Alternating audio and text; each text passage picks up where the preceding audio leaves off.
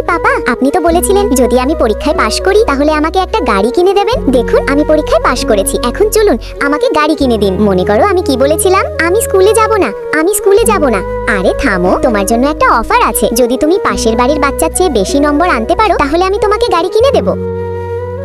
আমি স্কুলে কিভাবে যাব? তাহলে চল পাশের বাড়ির বাচ্চাকে জিজ্ঞেস করে দেখি সে কত নম্বর পেয়েছে। এই নাও ফুটবল, এখানে খেলো। এই মেয়ে, তুমি কত নম্বর পেয়েছো?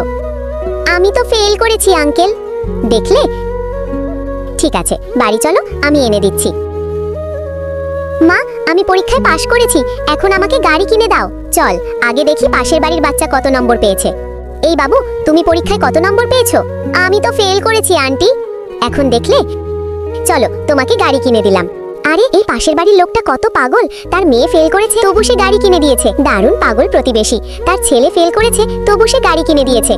এই ছবিটাকে সুন্দর মনে করলে ভিডিওতে লাইক করে চ্যানেলটাকে সাবস্ক্রাইব করো, এরপরে আল্লাহ লিখো।